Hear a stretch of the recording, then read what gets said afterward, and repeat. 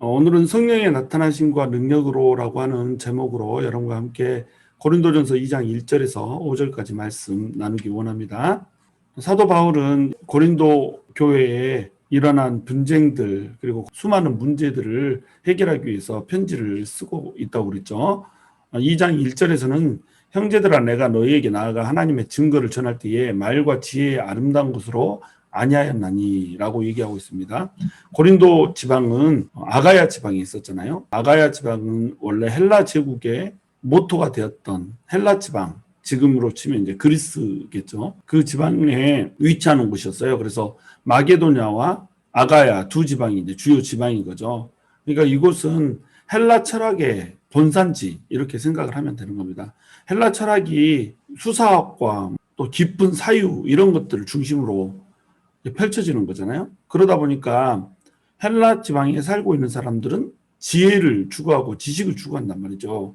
그래서 아는 것이 너무너무 중요한 겁니다. 그래서 철학이라고 하는 필로소피 이 말도 필로 할 때 그 필은 좋아한다는 뜻이고 소피는 지식이라는 뜻이잖아요. 그래서 지식을 사랑함 이게 철학이란 말이죠. 이 철학을 가장 깊이 있게 연구했던 곳 이것이 바로 헬라인 겁니다. 그래서 헬라에서 살고 있는 사람들 마게도냐 아가야 이 지방에 살고 있는 사람들은 기본적으로 철학적인 그 습성이 몸에 밴 사람들이죠. 그러다 보니까 이곳에서 복음을 전하는 것은 늘상 철학적인 논쟁에 깊이 이제 빠지고 이럴 수밖에 없게 되는 겁니다. 고린도 교회에서도 마찬가지로 이런 철학적인 잡사상들이 들어와서 십자가 도를 많이 흔들어 놨고 또 철학을 잘 표현하기 위해서 발달한 것이 이제 수사학과 웅변술이잖아요. 그래서 수사학과 웅변술이라고 하는 것 이것도 복음을 전하는 수단으로 쓸 때에 마음이 감동이 있고 이런 고린도 사람들의 어떤 행태가 그대로 벌어지고 있었던 거죠. 사도 바울 같은 경우에는 그런 식으로 복음을 전한 것이 아니라 아주 원색적인 복음, 십자가와 예수 그리스도의 사역, 예수 그리스도의 인격 여기에 완벽하게 집중된 복음을 전했기 때문에 사도 바울의 사역에 대해서 의문을 제기하고 또 사도 바울이 전하는 말씀이 별로다라고 하는 그런 논쟁들이 생겨나서 파벌이 생겨나고 이렇게 되게 된 겁니다. 누가 더 말씀을 잘 전하냐, 누가 더 전통적인 사도냐, 누가 더 훌륭하게 사람들의 마음을 터치하냐 이거 가지고 쓸데없는 논쟁을 벌이고 있고 이렇게 되는 겁니다. 그래서 사도 바울이 2장 1절에서는 복음의 핵심이 무엇인지 복음의 본질이 무엇인지 이것을 설명해 주고자 시작을 하는 거예요. 형제들아 내가 너희에게 나아가 하나님의 증거를 전할 때에 말과 지혜의 아름다운 것으로 아니하였나니 하나님의 증거라고 하는 말은 이제 하나님의 복음을 얘기하는 거죠. 복음을 전할 때에 말과 지혜의 아름다운 것으로 하지 아니하였다고 얘기해요. 그리고 형제들아 내가 너희에게 나아가 이렇게 돼 있죠. 형제들아 내가 너희에게 나아가 이 말은 맨 처음 복음을 전하러 여기에 갔을 때를 의미하는 겁니다. 그러니까 고린도 교회를 개척했던 2차 선교 여행 때를 얘기하는 거예요. 사도행전 18장 1절에서 18절에 이게 기술되고 있죠. 사도 바울은 이 마게도냐 환상을 보고 마게도냐 지방으로 내려갔다가 마게도냐에서 복음을 전하고 난 다음에 아덴이라고 하는 곳, 지금 우리말로 하면 이제 아테네죠. 아테네라고 하는 곳에 가서 복음을 전하였는데 성공적이지 않았어요. 그래서 고린도로 가서 이제 복음을 전하게 된 겁니다. 그래서 이곳에서 1년 6개월을 머물면서 계속 하나님의 복음을 전했죠. 왜냐하면 하나님께서는 이곳에 내가 택한 백성이 많다라고 말씀하시면서 이곳에서 복음을 전하라고 말씀을 하셨거든요. 그래서 1년 6개월을 하나님의 강권하에 여기서 머물면서 복음을 전하였다는 거죠. 형제들아 내가 너에게 나아가라고 하는 말은 이곳에서 머물렀던 1년 6개월의 세월을 얘기하는 겁니다. 그 시간 동안에 복음을 전할 때에 말과 지혜의 아름다운 것으로 하지 아니하였다는 거죠. 말과 지혜의 아름다운 것으로 안 했다 이 말은 사도 바울 역시 말과 지혜의 아름다운 것으로 할 수 있는 능력이 있었다는 거예요, 없었다는 거예요? 할 수 있었다는 거죠. 그런데 하지 않았다는 거죠. 말과 지혜의 아름다운 것이라는 건 뭐냐면 단어를 쓸 때 아주 어려운 단어를 쓰는 거예요. 고급 어휘를 선택하고 문장을 아주 화려하게 구사를 하고 전개도 멋진 전개, 구조 이런 것들을 갖춰서 문학적인 멋이 살아나게 이렇게 복음을 전할 수 있다는 거예요. 또 화려한 수사학과 웅변학을 동원하여서 말을 할 수가 있다는 겁니다. 그런 말로 복음을 전하여서 복음을 치장하면 훨씬 멋진 말로 사람들에게 설득력 있게 갈 수 있겠죠. 그런데 사도 바울은 의도적으로 말과 지혜의 아름다운 것으로 하지 아니하였다라고 얘기를 하고 있는 거예요. 고린도후서 10장 10절에 보면 이런 말이 나와요. 그들의 말이 그의 편지들은 무게가 있고 힘이 있으나 그가 몸으로 대할 때는 약하고 그 말도 시원하지 않다 하니, 이게 고린도 사람들이 사도 바울에 대해서 한 말이었습니다. 고린도 교회를 개척하고 고린도 교회를 하나님의 품 안으로 돌려줬던 사람인데, 요 사람에 대해서 이제 불신하기 시작하는 거예요. 편지들은 무게가 있고 힘이 있다라고 얘기해요. 글은 그래도 잘 쓰네, 이렇게 얘기하는 거죠. 우리가 지금 읽고 있는 서신서들 보면 얼마나 글이 멋있어요. 그렇게 무게가 있고 힘이 있지만 그가 몸으로 대할 때는 약하고 그 말도 시원하지 않다 하니, 사도 바울은 몸이 매우 약했었어요. 그리고 외모가 그렇게 특출하지 않았죠. 머리는 벗겨지고 나이에 비해서 너무 고생을 많이 해가지고 노안이고, 허리도 조금 구부정정하고 다리도 오다리고 삐쩍 골아가지고 이렇게 생긴 사람이었단 말이죠. 이렇게 생기다 보니까 사람들에게 크게 매력을 갖지 못했던 겁니다. 그리고 말을 할 때도 시원시원하게 뛰어난 수사력을 가지고 말을 하지 않았던 것 같아요.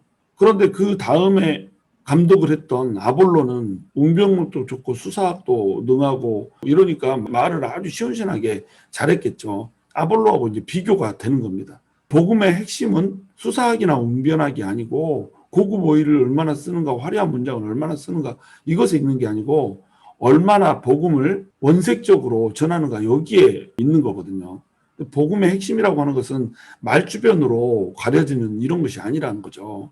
예수 그리스도가 진정으로 전해지고 십자가의 도가 진정으로 전해지는 거, 이것이 복음의 핵심이란 말이죠. 그런데 그것은 뒤로 감추고 앞으로 내세우는 것은 말로 아름답게 표현하는 현란한 수사학이다, 이렇게 되면 곤란하다는 거죠. 그러니까 바울이 의도적으로 말과 지혜의 아름다운 것을 하지 않고 그냥 십자가만 부각되게, 예수 그리스도만 부각되게 이렇게 복음을 전했던 것입니다. 그런데 이걸 가지고 이 고린도 사람들은 편지에는 무게가 있고 힘이 있는데 몸으로 대할 때는 말도 그렇게 강하게 하지 않고 시원하지도 않고 이렇게 투덜대고 있는 거예요. 2절, 내가 너희 중에서 예수 그리스도와 그가 십자가에 못 박히신 것 외에는 아무것도 알지 아니하기로 작정하였습니다, 이렇게 얘기하죠. 이것이 복음의 핵심이라는 거예요. 예수 그리스도의 인격, 예수 그리스도의 사역, 이것을 다 말하는 겁니다. 그가 십자가에 못 박히신 것, 이것은 예수 그리스도의 사역의 핵심적인 내용이 되는 거죠.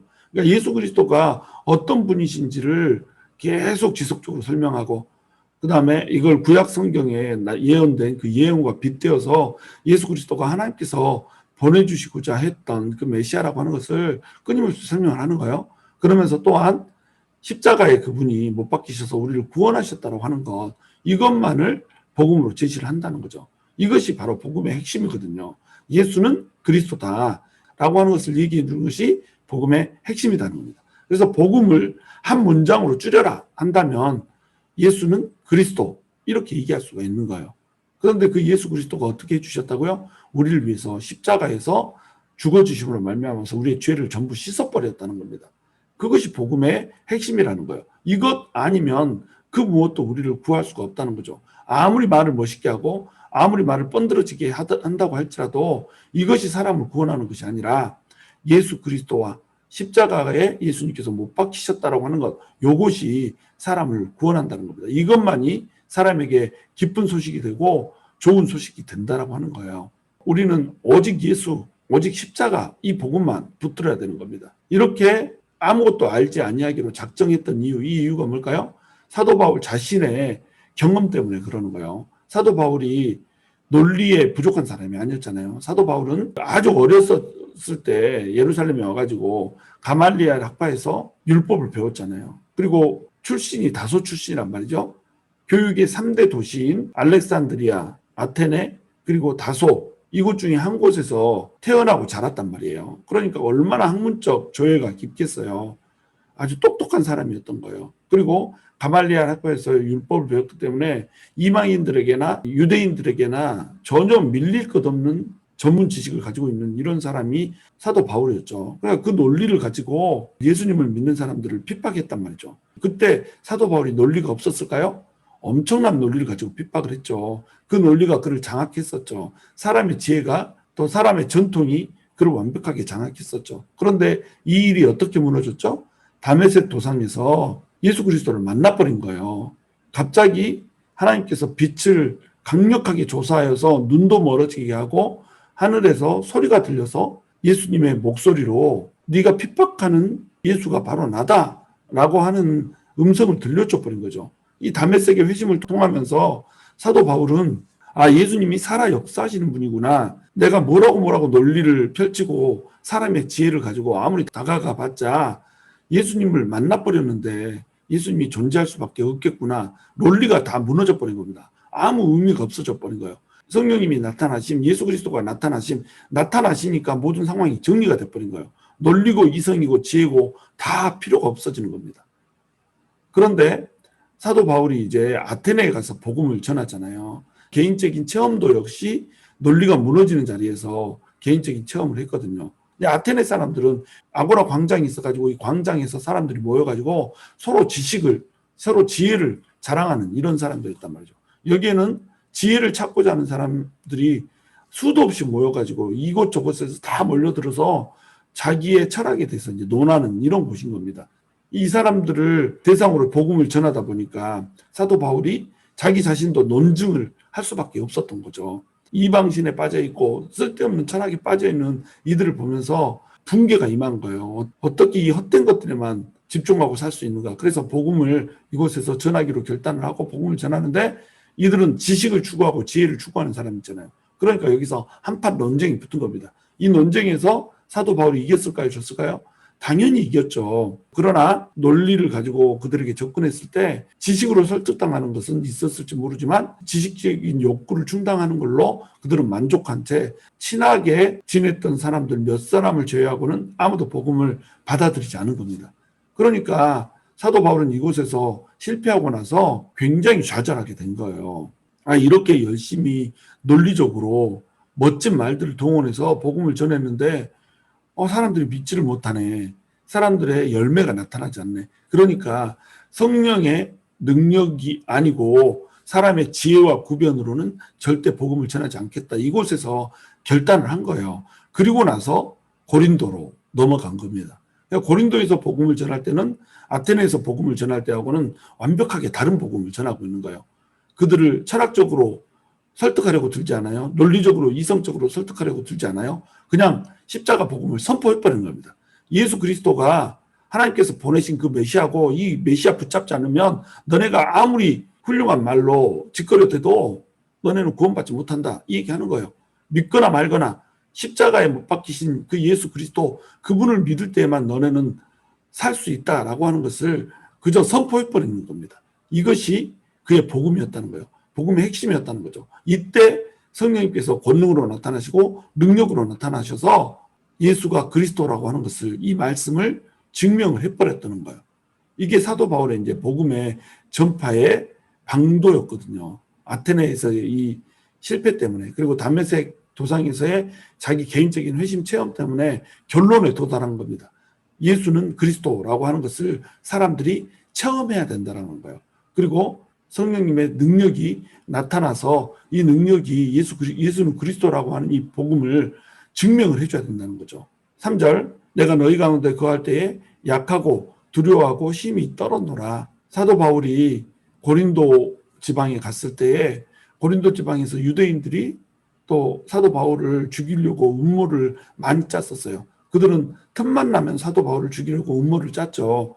그리고 실제로 신임 총독에게 고발을 해가지고 사도 바울을 죽이게 만들려고 시도를 한 적도 있고 이렇죠. 그런데 하나님께서 이곳에 나타나셔서 너는 두려워 말라 담대하게 복음을 전하라 내가 너를 지켜줄 것이다 이렇게 했던 장면 기억하시죠? 사도행전에서 이렇게 기록을 하고 있단 말이죠. 사도 바울이 고린도에서 복음을 전할 때에는 약하고 두려워하고 힘이 떨 수밖에 없는 이런 상황이었던 거예요.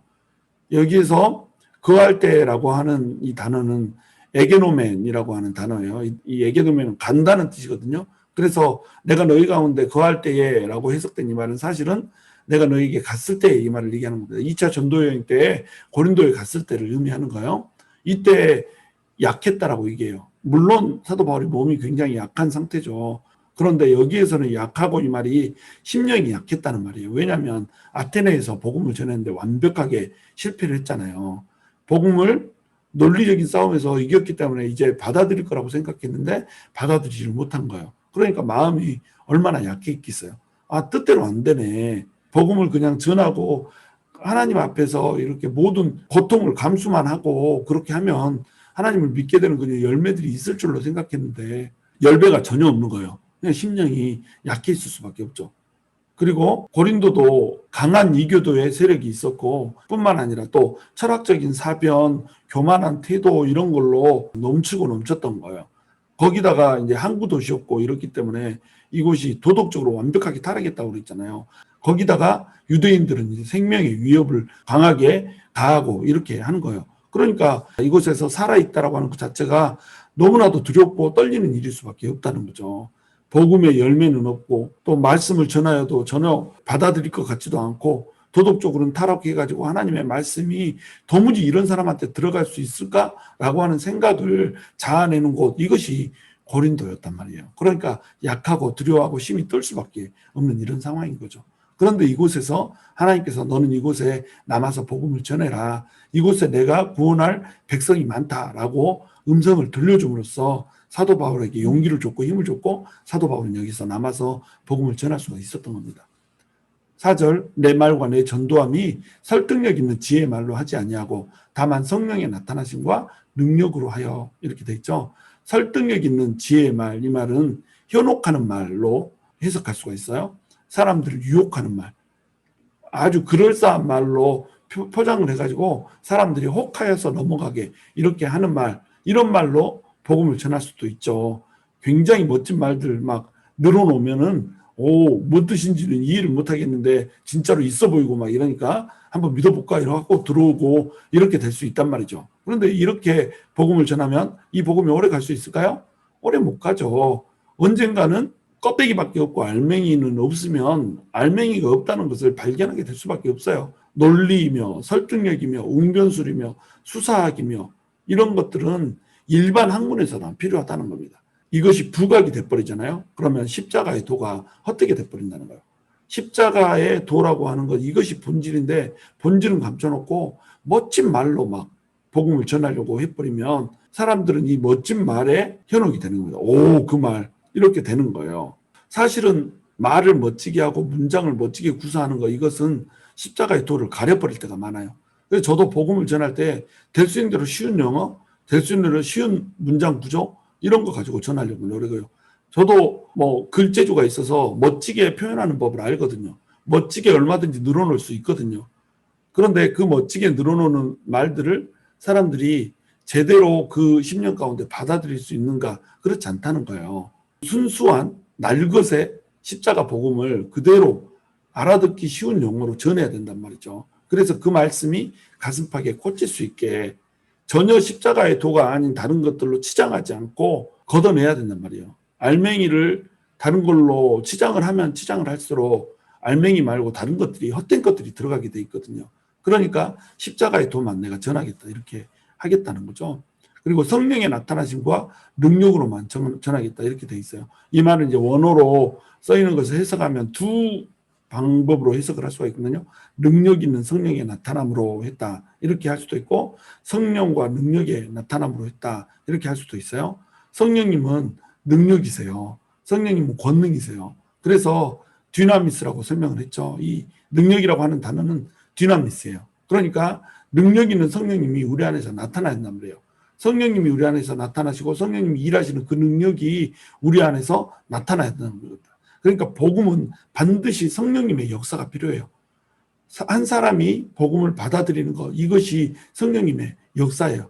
십자가의 도를 전했는데 이 십자가의 도는 믿지 않는 자에게는 미련한 것이라고 얘기했잖아요. 멸망하는 자에게는 십자가의 도가 미련한 것이라고 얘기했단 말이죠. 유대인들은 십자가의 도가 그들을 분노하게 만드는 거였고 이방인들에게는 십자가의 도가 어리석고 미련한 것, 어떻게 하나님이 인간이 돼서 와가지고 십자가를 지고 죽을 수 있냐 이거죠. 어떻게 메시아가 힘없이 십자가에 죄인들의 손에 의해서 못 박혀서 죽을 수가 있냐 이거죠. 이런 식으로 그들은 받아들여요. 그런데 성령님께서 일을 해버리시면 10년 가운데 믿음이 생긴다는 겁니다. 그러니까 성령님이 나타나야죠. 그리고 성령님의 능력이 나타나야죠. 그래서 예수는 그리스도라고 하는 이 말씀이 능력으로, 권능으로 증명이 되어지는 거예요. 그래서 믿는 사람들 가운데 하나님이 살아서 역사하신다라고 하는 간증들이 차고 넘치는 거예요. 그래서 사도시대에 그렇게 수많은 사역들이 병을 치유하는 사역으로 기술이 되고 있는 겁니다. 마귀에 눌렸던 육신이 풀려남으로 인해서 질병에서 치유를 받고 마음의 상처들도 치유를 받고 회복을 얻고 귀신에 들렸던 것들이 귀신이 쫓겨져 나가고 이런 일들이 그토록 많았던 이유 뭐예요? 성령님의 능력이 나타내 보여지는 거예요. 오늘 이 시대에도 성령님의 능력이 나타나야 된다는 거죠. 그 성령님이 우리의 마음을 변화시킬 뿐만 아니라 우리의 육신적으로도 우리의 삶의 현장에서도 성령님의 능력이 나타나서 성령의 역사가 필요한다는 거죠. 인간의 힘과 인간의 지혜는 무용지물이에요. 쓸모가 없어요. 복음에서는 아무 쓸모가 없는 겁니다. 물론 논리와 설득력 이런 것들이 필요 없다는 얘기는 아니에요. 기독교는 불타는 논리예요. 치밀한 논리 가운데 논리를 펼칠 수 있습니다. 그러나 결국은 지혜의 말에 의해서 복음이 전해지는 것이 아니라 성령의 나타나심과 능력으로 복음이 전해진다고 하는 것이에요. 논리와 설득력 이것은 그저 농구선수의 왼팔과 같은 거예요. 왼손은 그저 거들 뿐. 진짜는 뭐예요? 오른손이 던져야죠. 이 오른손은 성령의 나타나심과 능력이라는 거예요. 5절 너희 믿음이 사람의 지혜에 있지 않냐고 다만 하나님의 능력에 있게 하려 하였노라. 믿음이 무엇에 기반하고 있냔 말이죠. 하나님의 능력에 기반한 믿음이 된다는 거예요. 사람의 지혜에 있는 믿음은 한계가 있어요. 사람의 지혜로 받아들였잖아요. 그러니까 더 지혜 있는 더 설득력 있는 어떤 논리가 펼쳐지면 믿음이 마구 흔들리는 거예요. 아, 하나님이 세상을 창조하셨어. 어떤 사람이 잘 설명해 줘가지고 그렇겠구나 라고 이제 믿었는데 탁월한 과학자 한 명이 딱 나타나가지고 하나님이 없을 수밖에 없는 일을 과학적으로 쫙 설명을 해. 그럼 속에서 믿음이 마구 요란을 치는 거예요. 하나님이 이성적으로 보면 없겠네. 이런 식으로 되는 거예요. 이게 믿음이 아니라는 거예요. 믿음은 논증이 아니에요. 믿음은 심령의 역사하시는 하나님의 권능이라는 거죠. 그러니까 우리가 하나님을 겸손하게 의지를 해야 된다는 거예요. 사람의 지혜에 근거해서 믿는 것이 아니라 하나님의 능력이 우리 안에서 나타나심으로 인해서 일하게 한다는 거죠. 마치 사도 바울처럼 사도 바울이 그 수많은 논리를 가졌어도 다메섹 도상에서 만나버렸기 때문에 그 만남으로 인해서 성령님의 능력으로 하나님이 예수 그리스도 보내주셨고 예수 그리스도가 우리의 주인이구나 이걸 느끼게 하는 것처럼 이렇게 해야 된단 말이죠. 저 역시 논리로 하나님이 존재하지 않는 것을 증명하러 드렸었잖아요. 그런데 인격적으로 하나님께서 만나주심으로 성령님의 능력이 내 안에서 일하심으로 말미암아서 내가 그동안 가져왔던 논리가 아무것도 아니구나.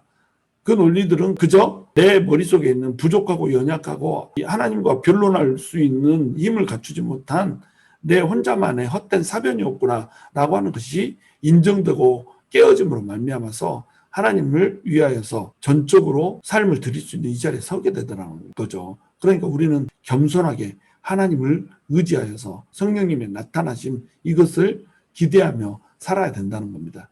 저와 여러분이 이 십자가의 도를 붙들기를 원해요. 십자가의 원색적인 그 복음을 붙들기를 원해요. 우리의 논리, 우리의 지혜, 우리의 이성 다 필요 없어요. 우리 머릿속으로 이러고 따져서 하나님이 어떤 존재인가라고 하는 것을 믿으려고 들수록 우리는 미궁에 빠져들게 돼요. 오직 성령님이 능력으로 나타나야 되는 겁니다. 성령님의 나타나심과 능력으로 우리가 주님을 믿을 수 있어야 되는 거예요. 저와 여러분의 삶 가운데 성령님의 능력과 나타나심이 충만하여서 우리가 흔들림 없는 믿음을 갖게 되고 위대한 간증자들로 설 수 있게 되기를 주님의 이름으로 축원합니다.